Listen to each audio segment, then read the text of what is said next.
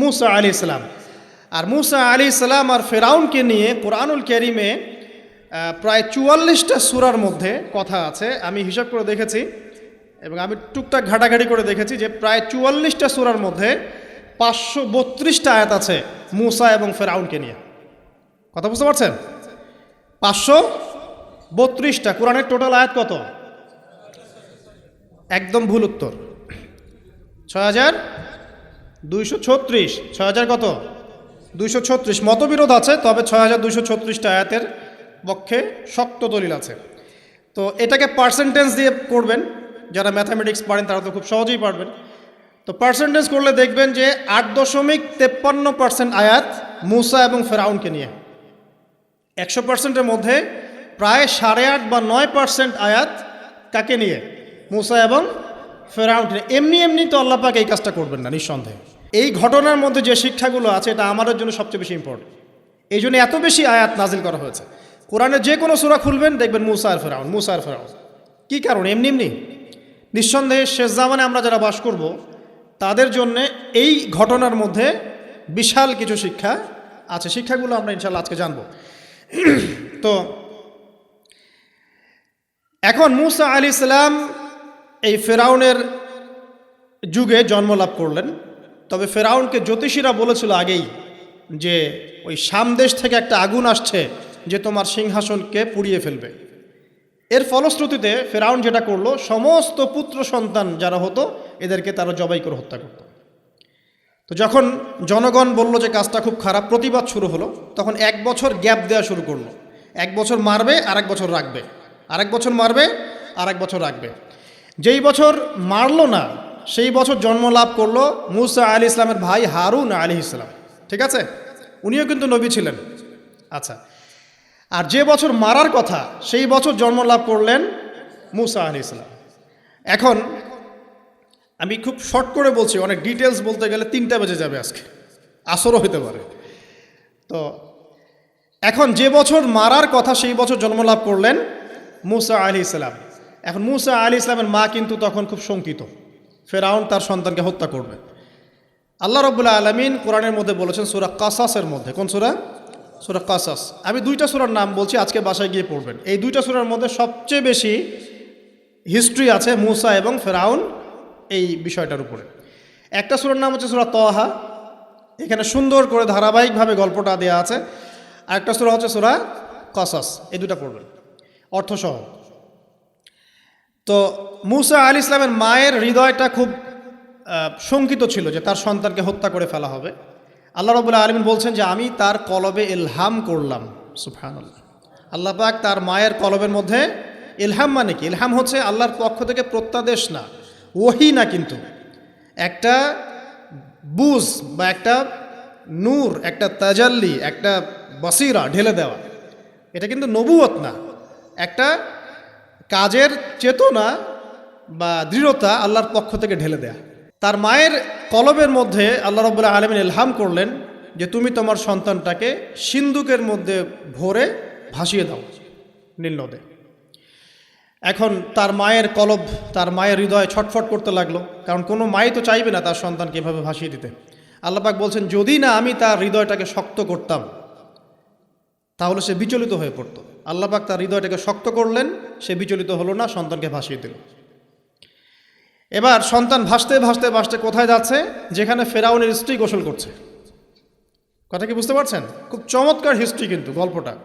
এবং গল্প মানে এখানে আসলে গাল গল্প না, এগুলো সত্য ঘটনা। এক একটা বর্ণ তেমন সত্য যেমন সূর্য পূর্ব দিক থেকে ওঠে এবং পশ্চিমে ডোবে, এটা যেমন সত্য, এর এক একটা বর্ণ সত্য। এগুলো কোনো গাল গল্প নয়। এবার ফেরাউনের স্ত্রী আসিয়া সে সিন্দুক পেয়েছে। মুসা আলাইহিস সালামকে আল্লাহ পাক বলছেন যে আমি মুসা আলাইহিস সালামের চেহারার মধ্যে মোহাব্বত বা ভালোবাসা ঢেলে দিয়েছিলাম। তার চেহারা যেই দেখতো তাকে ভালোবাসত। বুঝছেন? ভালোবাসা ঢেলে দিয়েছে। এবার ফেরাউনের স্ত্রী আসিয়া, এখানে আসিয়া নন, অন্য একজন স্ত্রী হয়তো, তিনি বলছেন যে ফেরাউনকে বলছে যে একে আমরা আমাদের কাছে রেখে দিই, হয়তোবা সে আমাদের উপকারে আসবে, অথবা তাকে আমরা সন্তান হিসেবে গ্রহণ করতে পারি। লা তাকতুলুহু, তাকে হত্যা করো না। আসা আন ইয়ানফা'না আও নাত্তাখিযাহু ওয়ালাদা, এরকম করে আল্লাহ পাক বলেছেন কোরআনে। তো ফিরআউন তার স্ত্রী কথা শুনলো এবং তাকে না হত্যা করে রেখে দিল। আর আল্লাহ রাব্বুল আলামিনের কি কৌশল, ওয়া মাকারুল্লাহ, যেই মূসাকে হত্যা করার জন্য বছরের পর বছর হাজার হাজার শিশুকে হত্যা করা হয়েছে, সংখ্যাটা লাখ লাখও হতে পারে, সেই মূসা আলাইহিস সালামকে আল্লাহ পাক ফিরআউনের ঘরেই লালন পালন করতে লাগলেন। চিন্তা করলেন। এবার মূসা আলাইহিস সালাম যখন যুবক হলেন, আমি সংক্ষিপ্ত করছি, যখন যুবক হলেন তখন একদিন দেখলেন যে রাস্তায় দুজন ব্যক্তি ঝগড়া করছে, সূরা কসসের মধ্যে আছে, স্ট্রিট ফাইট। তো একজন ব্যক্তি হচ্ছেন বনু ইসরাইলের, আরেকজন হচ্ছে ফেরাউনের সেনাবাহিনীর। এখন মূসা আলাইহিস সালাম কার পক্ষ নেবেন? তিনি বনু ইসরাইলের পক্ষ নিলেন। তিনি গিয়ে তাকে বাঁচানোর চেষ্টা করলেন এবং শুধু একটা ঘুষি দিয়েছেন, ফাওয়াকাযাহু, একটা ঘুষি, ফাকাদা আলাইহি, এবং এই একটা ঘুষিতেই সেই ব্যক্তি ডেড। এটা কোরআনে আছে, সূরা কসস। তার মানে কোরআন দলিল দিচ্ছে যে মানুষের বডিতে এমন এমন পার্টস আছে, এমন এমন জায়গা আছে যেখানে একটা ঘুষি মারলেও মানুষ মারা যেতে পারে। কি বুঝলেন? যারা মার্শাল আর্ট শিখেছেন বা শিখছেন তারা এটা আরও ভালো বুঝবেন। মানুষের এই বডিতে এমন অনেকগুলো জায়গা আছে, 7টা বা 8টা বা 10টার মতো, যেখানে একটা ঘুষি দিলেও মানুষ মরতে পারে। সো ভালো কিছু শিখলে, ঠিক আছে? টিকটক প্রজন্ম না হয়ে আর এই মোবাইলে লুডো না খেলে ভালো কিছু শেখেন, ইনশাআল্লাহ কাজে দিবে। আত্মরক্ষা শেখা খারাপ? আচ্ছা, তো তবে দাড়ি টুপি নিয়ে শিখতে যান না, সমস্যায় পড়তে পারে। তো এখন একটা ঘুষিতে সেই ব্যক্তি মারা গেল। তার পরের দিন আবার দেখা গেল যে ওই ব্যক্তি যাকে তিনি বাঁচিয়েছেন সেই ব্যক্তি আর আরেকজন সেনাবাহিনীর সদস্য আবার মারামারি করছে। এবার মূসা আলাইহিস সালাম বললেন যে তুমি তো একটা বোকা মানুষ। এবার সে আবার চড়াও হতে শুরু করলো মূসা আলাইহিস সালাম, কিন্তু এবার একজন ব্যক্তি এসে তাকে বললেন যে গতকাল তুমি কিন্তু একজনকে হত্যা করেছো এক ঘুষিতে, আজকে আবার তুমি এই কাজ করতে যাচ্ছ, তুমি তো এখানে স্বৈরাচারের মতো আচরণ করছো। মূসা আলাইহিস সালাম তখন আল্লাহর কাছে ক্ষমা চাইলেন, বললেন ইন্নাহু হাযা মিন আমালিশ শাইতান, এটা তো শয়তানের মতো কাজ, শয়তানের কাজ হয়ে গেল। রব্বিক ফিরলি, আল্লাহ আমাকে মাফ করে দিন। ফাগফার আল্লাহ পাক বলছেন আমি তাকে মাফ করে দিলাম। তিনি তো ইচ্ছাকৃতভাবে করেন নাই, করেছেন আনইনটেনশনালি, এটা হয়ে গেছে।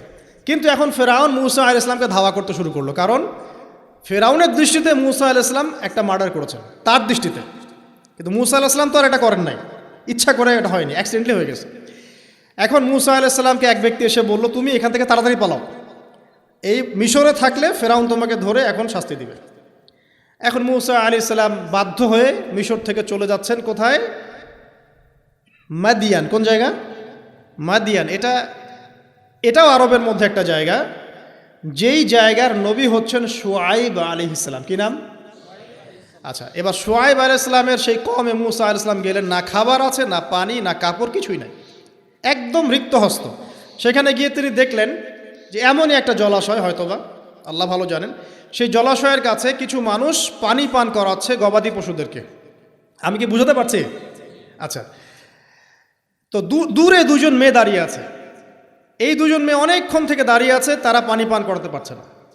মূসা আলাইহিস সালাম অনেকক্ষণ থেকে অবজার্ভ করছেন যে মেয়ে দুটো পানি পান করাতে পারছে না গবাদি পশুদেরকে। তিনি প্রথমে একটু অস্বস্তি বোধ করলেন, তারপরে আবার গেলেন তাদের কাছে, গিয়ে বললেন কি সমস্যা। তখন সেই মেয়েরা বলল যতক্ষণ পর্যন্ত আমার কওমের লোকেরা এখান থেকে সরে যায় না ততক্ষণ আমরা পানি পান করাতে পারি না, কারণ আমরা দুর্বল, মেয়ে মানুষকে টাইম দিচ্ছে না আর কি। আর এদিকে আমাদের বাবা অত্যন্ত বৃদ্ধ মানুষ, বাসায় পড়ে আছেন একা। তখন মূসা আলাইহিস সালাম যুবক ছিলেন এবং তিনি কিন্তু শক্তিশালী ছিলেন, কওয়িউন আমিন, বিশ্বস্ত এবং শক্তিশালী। ওই যে এক ঘুষিতে মানুষ মারা মানুষ, কি মনে করছেন? তো তিনি এবার ওই গবাদি পশুদেরকে নিয়ে এসে পানি পান করালেন। পানি পান করিয়ে তিনি একটা গাছের ছায়ায় গিয়ে বসলেন। এই প্রত্যেকটা কথা কিন্তু কোরআনে আছে, প্রতিটা কথাই। সূরা কসস পড়েন, সূরা তাহা পড়েন।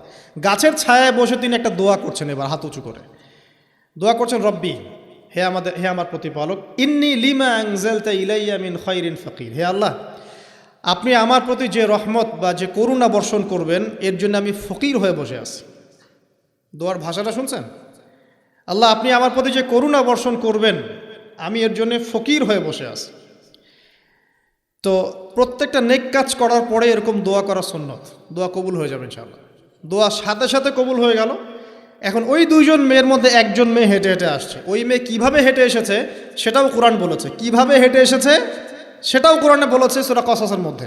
সূরা কসাসে আল্লাহ পাক বলছেন ওই দুইজন মেয়ের মধ্যে একজন হেঁটে হেঁটে আসলো লাজুক পায়ে। কেমন পায়ে?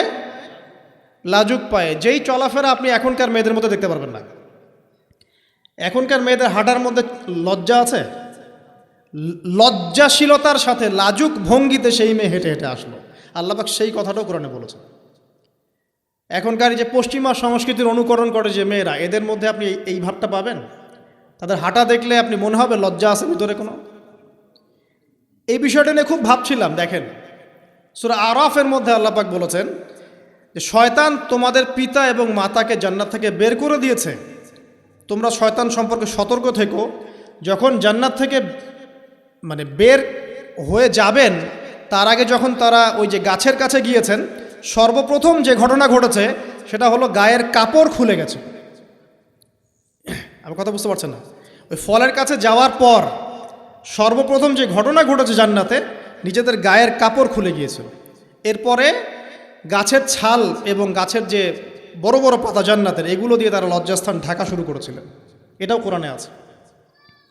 এখন আল্লাহ পাক যখন নামিয়ে দিচ্ছেন দুনিয়াতে, আদম সন্তানদেরকে আল্লাহ পাক বলছেন যে তোমরা শয়তান সম্পর্কে সতর্ক থেকো, শয়তান কিন্তু তোমাদের পিতা মাতার কাপড় খুলে নিয়েছিল। কথা বুঝতে পারছেন? এখন খেয়াল করে দেখেন যে কাপড় খুলে নেওয়া দরকার হচ্ছে না, মানুষ অটোমেটিক কাপড় খুলে দিচ্ছে। কথা কি বুঝতে পারছেন? মনে করে একটা এক্সাম্পল দিই, আল্লাহ না করুক, ধর এই মাঠের মধ্যে 1 লক্ষ মানুষকে জড়ো করে এই মাঝখানে শহীদ মিনারের কাছে যদি আপনাকে কেউ জোর করে 10 জন মানুষ ধরে কাপড় খুলতে চায়, আপনার কেমন লাগবে? একটু চিন্তা করেন, পুরুষ হিসেবে চিন্তা করেন, মহিলা কথা বাদ দেন।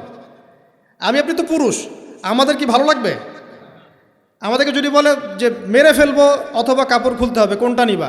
আপনি বলবেন হয়তো মারে ফেল, তাও ভালো, তাই না?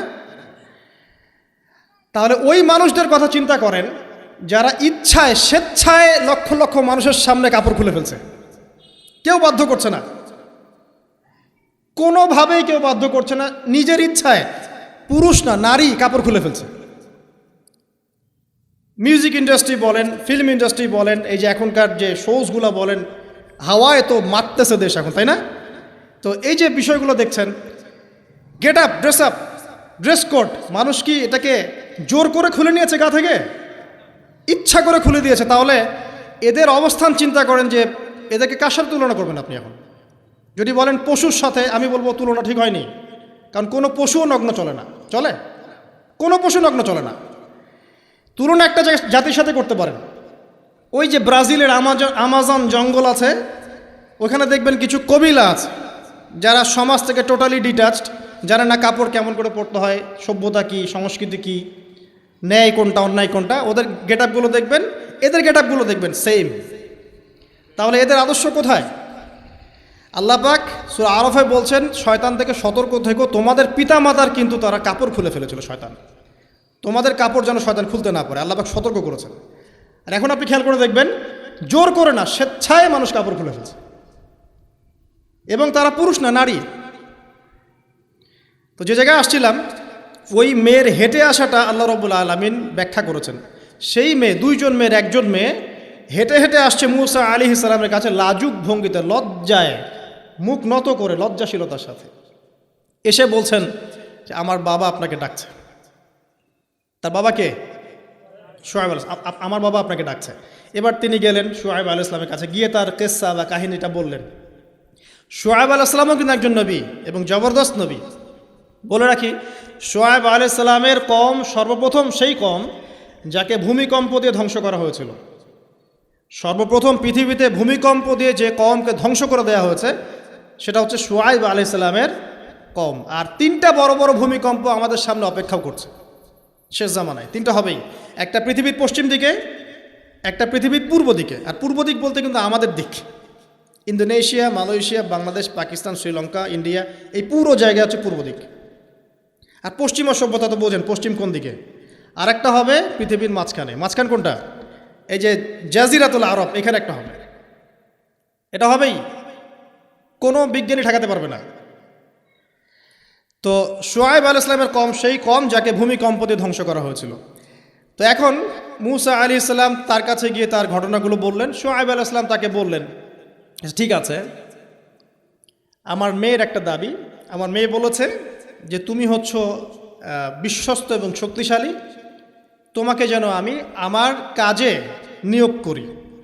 আসলে মেয়ে বাবাকে ইঙ্গিত একটা মানে মনের ভাব ব্যক্ত করেছে আর কি। তখন তার বাবা সেই ভাবটা বুঝতে পেরেছেন। তিনি বলেছেন, ঠিক আছে, আমি আমার এই মেয়ের সাথে তোমাকে বিয়ে দিব। শর্ত কি? শর্ত হচ্ছে তোমাকে 8 বছর আমার এখানে কাজ করতে হবে। 8 বছর, কত বছর? 8 বছর কাজ করার বিনিময়ে আমি তোমাকে আমার মেয়ের সাথে বিয়ে দিচ্ছি। আর যদি তুমি চাও তাহলে 10 বছর পূর্ণ করতে পারো।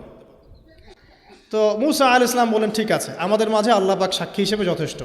এবার সেখানে মূসা আলাইহিস সালাম তার সংসার শুরু করলেন। 10 বছর অতিবাহিত হলো।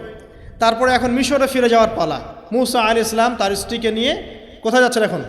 মিশর, তার হোম টাউন, ঠিক আছে, মাদারল্যান্ড।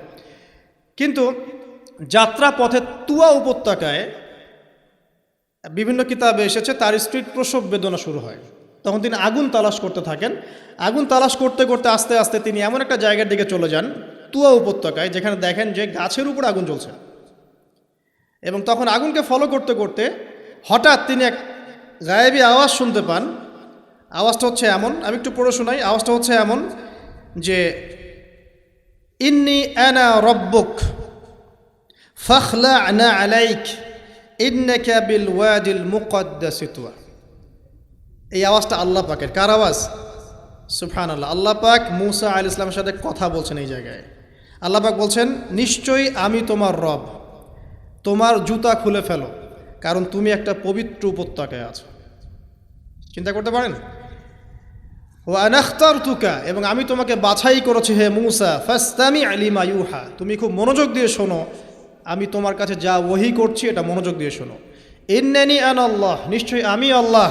আল্লাহ বলছেন, ইন্নানি আনা আল্লাহ, নিশ্চয়ই আমি আল্লাহ।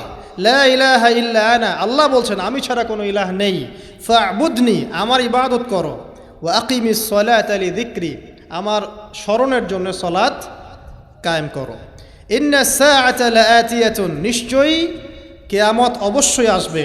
আকাদু উখফিহা, আমি এটাকে গোপন রেখেছি। লিতুজজা কুল্লু নাফসিন বিমা তাসআ, যাতে করে প্রত্যেক নফসকে তার প্রতিদান দেয়া যায়।